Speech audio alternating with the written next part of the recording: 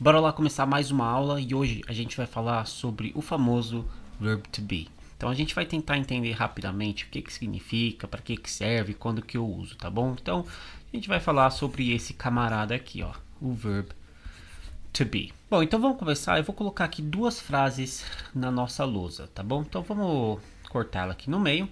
Eu vou colocar duas frases aqui para vocês. A número 1 será eu estou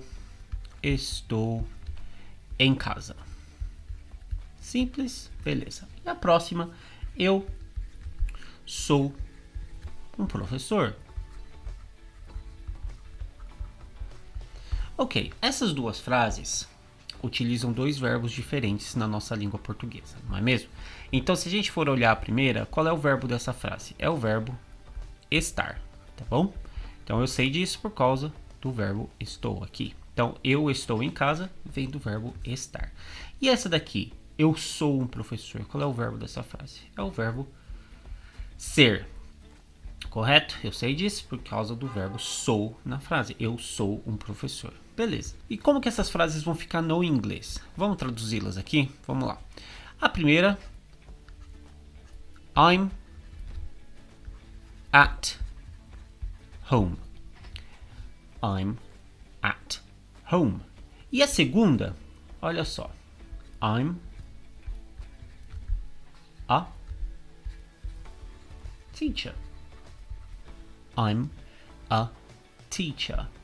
Olha que interessante, né? Em português, eu tenho uma frase com o verbo estar e uma frase com o verbo ser. Só que em inglês é exatamente o mesmo verbo. Não há mudança no verbo. Então você vê que é o mesmo verbo em inglês. E qual verbo é esse? Esse é o verbo to be. Ele está conjugado aqui, né? Para esse pronome. Ele está conjugado. E essa é uma das três formas do verbo to be no presente. Não é interessante isso? Então, em português, enquanto eu estou usando ser e estar e ser, em inglês eu uso um verbo só. Qual? O verbo to be. E por que isso acontece? Porque o be nada mais é do que o verbo ser e o verbo estar. Então, na nossa língua portuguesa, nós temos dois verbos para o ser e o estar. E na mente de quem fala inglês, esses dois verbos, ser e estar, é um verbo só, é o verbo to be.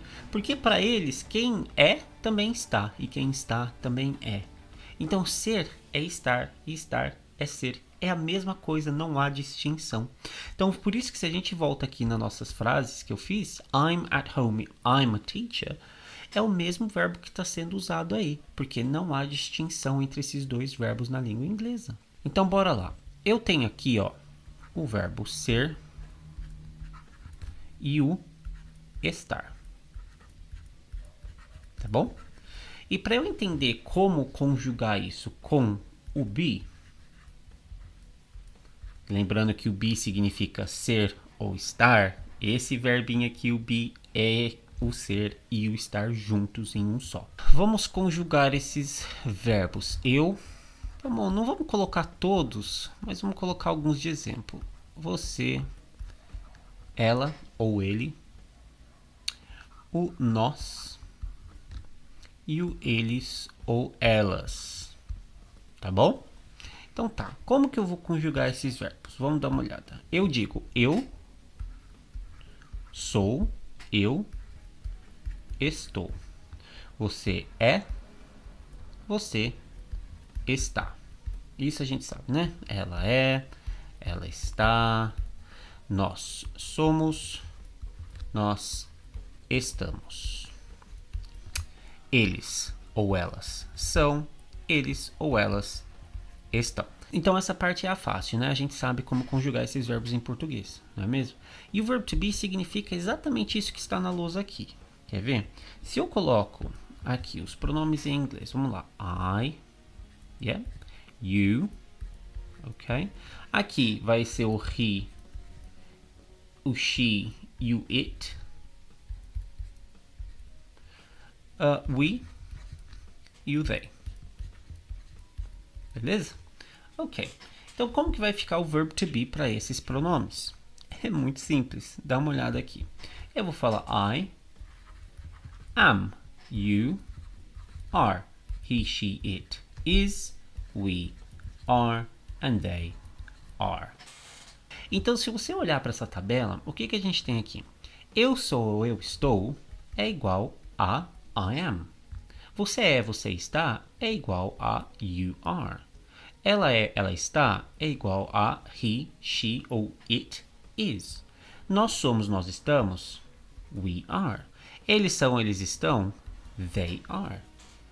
Essa é a tradução. Então, I am significa eu sou ou eu estou. You are significa você é, você está. He, she or it is, ela é, ela está. We are, nós somos, nós estamos. They are, eles são, eles estão. Elas são ou elas estão. É isso. É isso que significa esse verbo to be, tá bom? Mas dificilmente as pessoas vão falar com você usando a forma do verbo to be como está aqui na lousa. I am, you are, he is, she is, it is, we are, they are. Geralmente na fala, principalmente na fala, mas na escrita também, mas principalmente na fala, a gente contrai essas duas palavras. Então, se a gente voltar lá para o início, no primeiro slide, a gente vê que eu usei isso de forma contraída. Ó, I am, I'm. Então você vê que aqui está o verbo to be e ele está contraído, certo? Então como que a gente usa esse verbo to be contraído? Eu já entendi então que I am, eu sou, eu estou, you are, você é, você está e assim por diante. Então a forma contraída vai ficar I apóstrofe M, que fica I'm. You are fica your. He is fica he's. She is she's. It is its. We are we're. We're. They are there. Então você vê que a única coisa que eu estou fazendo aqui é contraindo esse verbo to be dentro dos pronomes, tá bom? E é assim que você geralmente vai ouvir esse verbo to be sendo usado. Mas em significado não muda nada. I'm, eu sou, eu estou. Your, você é, você está. He's, ele é, ele está. She's, ela é, ela está. It's, isso é, isso está. We're, nós somos, nós estamos. There, eles são, eles estão, elas são, elas estão. É isso, essa é a conjugação e o significado do que é o verbo to be. Vamos ver alguns exemplos? Dá uma olhadinha aqui. Eu tenho 4 frases. She's a very good student. We're in a hotel. Steve's at home. John and Claire are happy. Ok. O que significa cada uma dessas frases? Vamos traduzi-las? She's a very good student. Ela é uma boa aluna. We're in a hotel. Nós estamos em um hotel. Steve's at the pool. O Steve está na piscina. John and Claire are happy. John e Claire estão felizes. Então, ó, o que a gente encontra aqui? Aqui eu tenho o verbo é, que vem do verbo ser. Então, o verbo to be está sendo usado aqui como ser. Ela é. She's. Aqui nós estamos. Então, o verbo to be aqui está sendo empregado como o verbo estar. Então, para nossa mente em português, faz diferença. São 2 verbos diferentes. Mas para a mente de quem fala inglês, é um verbo só. É a mesma coisa. Steve's at the pool, o Steve está. Então aqui o verbo to be está sendo usado como está. Estar. Steve's at the pool. Então aqui o Steve está na piscina. O verbo to be está sendo usado como verbo estar. John and Claire are happy. O John e a Claire estão felizes. Então aqui também o verbo to be está sendo usado como estar. Porém, essa última frase depende bastante do contexto, porque também pode ser que o John e a Claire são felizes. né? John and Claire are happy, pode ser que eles estão felizes ou pode ser que eles são felizes. Isso depende do contexto. Porém, depende do contexto para nós, que falamos português, e que o ser e estar são dois verbos diferentes. Porque na mente de quem fala inglês, o verbo to be é uma coisa só. Então, para eles, independente se eles estão ou se eles são felizes, é a mesma coisa. Eu vou usar o verbo be. They are happy. Ok?